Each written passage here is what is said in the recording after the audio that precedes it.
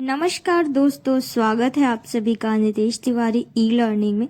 इस वीडियो में हम 12th क्लास के ज्योग्राफी के सेकंड चैप्टर के सेकंड पार्ट को करने वाले हैं। तो सबसे पहले हम जिस टॉपिक को स्टार्ट करने वाले हैं मोस्ट इम्पॉर्टेंट है, आपके एग्जाम में पूछा जाता है। तो ये जो हमारा टॉपिक है वो है विश्व में जनसंख्या के वितरण और घनत्व को प्रभावित करने वाले कारक क्या हैं। ठीक है, यानी जो विश्व में जो जनसंख्या का वितरण है और घनत्व है उसको प्रभावित करने वाले कारक क्या हैं। तो कारकों की बात करें तो जो 3 हैं महत्वपूर्ण कारक है, इनके पार्ट्स जो हैं अलग अलग डिवाइडेड किए गए हैं। पहला जो कारक आता है वो है प्राकृतिक कारक, दूसरा जो हमारा कारक आता है वो है आर्थिक कारक और तीसरा है धार्मिक एवं सांस्कृतिक कारक। ठीक है, तो सबसे पहले हम बात करेंगे प्राकृतिक कारक की। ठीक है, तो प्राकृतिक कारक में सबसे पहला हमारा आ जाता है वो है उच्चावच। उच्चावच की बात करें तो इसमें उच्चावच का अर्थ ये होता है यानी कि ऊंचा नीचा यानी सपाट होना। ठीक है, तो क्या होता है कि पर्वतीय एवं पठार और ऊबड़ खाबड़ प्रदेश में कम लोग रहते हैं। जो पर्वत होते हैं, पठार होते हैं और जो ऊबड़ खाबड़ स्थान होते हैं तो वहाँ पे क्या होते हैं, लोग जो होते हैं कम होते हैं। इसके बजाय जो मैदानी क्षेत्र होते हैं वहाँ पे जो लोगों का निवास होता है वो अधिक होता है। अब डिफरेंट इसमें ये समझना है कि जो ऊबड़ खाबड़ और जो पहाड़ी प्रदेश है वहाँ पे लोग कम रहते हैं और जो मैदानी क्षेत्र है वहाँ पे लोग अधिक रहते हैं, क्योंकि इन क्षेत्रों में क्या होती है, भूमि उर्वरक होती है। उर्वरक होगी यानी कि वहाँ पे उपजाऊ अधिक होगा। ठीक है, कृषि की जा सकेगी। इसी कारण क्या होता है कि जो नदी घाटियों के जो क्षेत्र होते हैं जैसे कि गंगा, ब्रह्मपुत्रा, होंग हो आदि, इन घाटियों में क्या होती है, जो जनसंख्या होती है बहुत ज्यादा घनी बसी होती है। सेकंड इसकी बात करें तो दूसरा हमारा हो जाता है जलवायु। ठीक है, तो जो जलवायु है ना वो भी जनसंख्या वितरण एवं घनत्व में बहुत ज्यादा महत्वपूर्ण भूमिका निभाता है। तो इसकी बात करें तो अत्यधिक गर्म और अत्यधिक ठंडे भागों में भी कम लोग निवास करते हैं। जाहिर सी बात है, जो कोई भी हो ना ज्यादा गर्म जगह पे रह सकता है और ना ज्यादा ठंडी जगह पे रह सकता है। यह विरल जनसंख्या वाले क्षेत्र होते हैं, क्योंकि जहाँ पे ज्यादा अधिक गर्मी होती है और ज्यादा अधिक सर्दी होती है वो विरल होते हैं। यहाँ पे यानी वहाँ पे जो जनसंख्या होती है बहुत ही कम या ना के बराबर पाई जाती है, जैसे कि मरुस्थल व पहाड़ी क्षेत्र।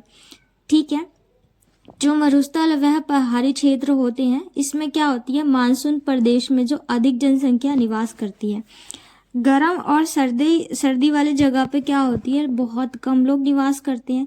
लेकिन जो मरुस्थल और पहाड़ी क्षेत्र होते हैं मानसूनी वाले, यहाँ पे जो क्या होती है, जनसंख्या होती है बहुत ज्यादा अधिक होती है। जैसे कि एशिया के देश, अब एशिया के देश की बात की गई है तो आप चाइना और भारत को कैसे भूल सकते हैं। यहाँ पे विश्व की सबसे अधिक जनसंख्या पाई जाती है। ठीक है, तो इस प्रकार से आप जलवायु के थ्रू समझ सकते हैं। इसके बाद ही हम नेक्स्ट बात करते हैं मृदा। मृदा जो होता है इसका भी बहुत बड़ा योगदान है जनसंख्या वितरण और घनत्व के प्रभाव में। तो मृदा के कारण क्या होता है कि मृदा, जाहिर सी बात है, जहाँ की मृदा जो होगी उपजाऊ होगी लोग वहाँ पे ही निवास करेंगे। ठीक है, क्योंकि अगर उर्वरकता शक्ति उसकी ज्यादा होगी तो वहाँ पे जो है फसलें ज्यादा अच्छी होंगी, लोगों को खाने को ज्यादा मिलेगा, लोगों को काम करने को ज्यादा मिलेगा, तो उस स्थान पे क्या होगा, लोग ज्यादा अधिक निवास करेंगे। तो जनसंख्या वितरण पर मृदा की उर्वरता शक्ति का बहुत बड़ा प्रभाव रहता है। उपजाऊ मिट्टी वाले क्षेत्रों में खनन तथा अन्य फसलें अधिक पैदा की जाती है, खाद्यान्न तथा अन्य फसलें अधिक पैदा की जाती है। ठीक है, तथा प्रति हेक्टर उपज अधिक होती है। इसलिए नदी घाटों की उपजाऊ मिट्टी वाले क्षेत्रों में जो जनसंख्या होती है क्या होती है, अधिक घनी बसी होती है। आप इसे इस प्रकार से भी लिख सकते हैं। नेक्स्ट हम बात करें खनिज पदार्थ। खनिज पदार्थ के कारण भी क्या होती है, जो खनिज पदार्थ होती है वो भी जनसंख्या के वितरण और घनत्व को प्रभावित करती है। जैसे कि विषम जलवायु होने पर भी उपयोगी खनिज की उपलब्धता से लोग वहां बसने लगते हैं। अब जैसे कि मान लो कि आप मरुस्थल में रहते हो जहाँ पे रेत हो, उदाहरण के लिए जैसे कि सऊदी अरब है, सऊदी अरब में क्या होता है, भीषण गर्मी है, लेकिन तब भी वहाँ पे आपको लोगों की जनसंख्या अधिक दिखाई देती है, क्योंकि वहाँ पे खनिज पदार्थ जो है वो है तेल है। खनिज तेल के मिल जाने से क्या होता है, जो जनसंख्या है अधिक घनी बसी हुई है। ठीक है, इसी के साथ ही यहाँ पे कालगुड्डी और कुलगड्डी की गर्म जलवायु में सोने की प्राप्ति तथा अलास्का में तेल कुओं की उपलब्धता के कारण वहाँ पे भी अधिक लोग रहते हैं। यानी हम सभी जानते हैं जो अलास्का है कितनी ठंडी जगह है, परंतु वहाँ पे क्या होता है कि तेल के कुएं मिल गए हैं, तो वहाँ पे भी लोग क्या हुए हैं, बसे हुए हैं।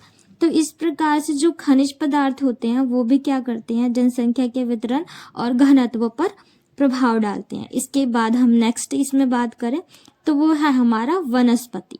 अब वनस्पति किस प्रकार से जनसंख्या में प्रभाव डालता है, जनसंख्या के वितरण और घनत्व में, तो बात करें तो अधिक घने बसे वनों के कारण ही जनसंख्या अधिक पाई जाती है। जहाँ पे अधिक घने वन होते हैं, जहाँ पे घने वन होते हैं, वहाँ पे क्या होती है, जो जनसंख्या होती है अधिक पाई जाती है। लेकिन कोणधारी वनों में आर्थिक उपयोगिता जो होती है अधिक नहीं होती, इसलिए लोग उन्हें काटने के लिए वहाँ बसते हैं। जैसे कि फॉर एग्जांपल जहाँ पे घने वन बसे होते हैं वहाँ की जो जनसंख्या होती है अधिक नहीं पाई जाती, क्योंकि अगर ज़्यादा घना भी वन होगा तो वहाँ पे मतलब रहने की सुख सुविधाएं कम होगी। लेकिन जो कोणधारी वन होते हैं, ठीक है, वहाँ पे अधिक उपयोगिता होती है, इसलिए उन जंगलों को काट के वहाँ पे क्या करते हैं, लोग रहना शुरू कर देते हैं। तो इसलिए वहाँ पे भी क्या होते हैं, लोगों का बसावट जो होता है अधिक हो जाता है। ठीक है, तो इस प्रकार से जो है वो प्राकृतिक कारक बताया गया है कि जनसंख्या वितरण पर किस प्रकार से प्रभाव डालती है जो हमारी प्रकृति है। तो इन सभी को आपको फिंगर टिप्स पे आपको ये सारे पॉइंट्स जो हैं याद होने चाहिए। जैसे कि उच्चावच पहला हमारा आ जाता है, दूसरा हमारा आ जाता है जलवायु, तीसरा आ जाता है मृदा, चौथा आ जाता है खनिज पदार्थ और पांचवा आ जाता है वनस्पति। तो इन सभी को अपने फिंगर टिप्स पे आपको क्या करना है, याद करके रखना है। हम दूसरे कारक की बात करते हैं, तो दूसरा कारक है हमारा आर्थिक कारक। जब हम आर्थिक कारक की बात करते हैं तो इसमें सबसे पहला पॉइंट आता है हमारा परिवहन का विकास। ठीक है, तो परिवहन के संसाधनों के विकास से लोग दूर के क्षेत्रों से परिवहन के बेहतर साधनों से जुड़ जाते हैं। विश्व के सभी परिवहन संसाधनों से जुड़े क्षेत्र सघन आबादी वाले होते हैं। ठीक है, इसके बाद हम सेकंड पॉइंट की बात करें तो वो है नगरीय और औद्योगिक क्षेत्रों। जो नगर होते हैं और औद्योगिक क्षेत्र होते हैं, तो नगर के कारण क्या होता है, नगरों में क्या होती है, शहरी चकाचौंध होती है, रहन सहन के अच्छे संसाधन होते हैं, तो इसके कारण भी लोग क्या होते हैं, शहरों की तरफ आकर्षित होते हैं। और औद्योगिकरण के कारण क्या होते हैं, उद्योग विकसित हो जाते हैं, जिसके कारण क्या होता है, लोगों को रोजगार उपलब्ध हो जाता है। इस कारण भी वो क्या करते हैं, उस स्थान पर जाकर बसना शुरू कर देते हैं। तो नगरीय और औद्योगिक क्षेत्रों में उद्योग और नगरीय केंद्रों की वृद्धि एवं उच्च जनसंख्या क्षेत्रों को आकर्षित किया है। ठीक है, आप इसको इस प्रकार से लिख सकते हैं। इसके बाद हम तीसरे कारक की बात करते हैं, तो जो हमारा तीसरा कारक है वो है धार्मिक एवं सांस्कृतिक कारक। तो धार्मिक एवं सांस्कृतिक कारक की बात करें तो ये भी जनसंख्या वितरण एवं घनत्व पर क्या करती है, प्रभाव डालती है।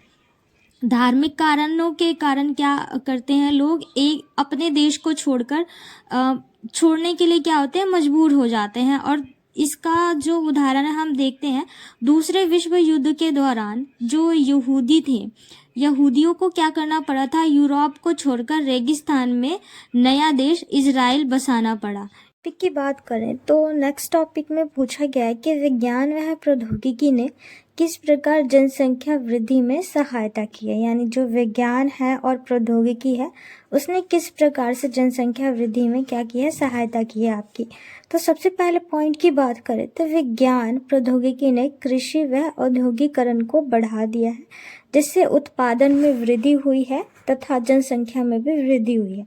यानी कि विज्ञान ने क्या किया है, ऐसे ऐसे दवाइयों का प्रयोग करना शुरू कर दिया जिसके कारण जो फसल खराब हो रहे तो उनको खराब होने से रोका जा सकता है। साथ ही साथ प्रौद्योगिकी का निर्माण, इसने क्या किया है, कई मशीनरी का निर्माण कर दिया है जिसके कारण क्या होती है, खेती करना जो हो गया सरल हो गया, यानी कि बीजों को बोना, फसल को काटना, उनको दाने अलग करना, ये सारा जो कार्य क्या हो गया, प्रौद्योगिकी के कारण क्या हो गया, आसान हो गया। नेक्स्ट पॉइंट की बात करें तो विज्ञान और प्रौद्योगिकी के बल पर ही भयंकर बीमारियों वह संक्रमण रोगों के रोकथाम हुए हैं, मृत्यु दर पर नियंत्रण हुआ है। यानी कि विज्ञान और प्रौद्योगिकी के कारण क्या हुआ है, जो भी संक्रमण बीमारियां जैसे कि HIV, एड्स, TB जैसे भयंकर बीमारियां हैं, कैंसर, इनको रोकथाम करने के लिए मशीनरी और मतलब मेडिसिन, वैक्सीन, इस प्रकार के क्या हो गया है, वस्तुओं का निर्माण कर दिया है विज्ञान और प्रौद्योगिकी ने।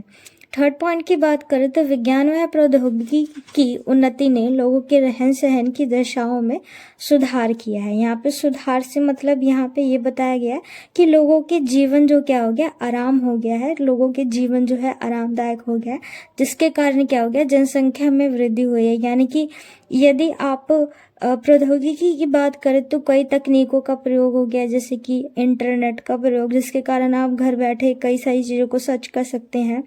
परिवहन के अलग अलग संसाधन, वायु, जल, है ना, तो और सड़क पे जैसे कि वाहन हो गए, कार हो गए, बाइक्स हो गए, तो ये सारा प्रौद्योगिकी के कारण हो पाया है।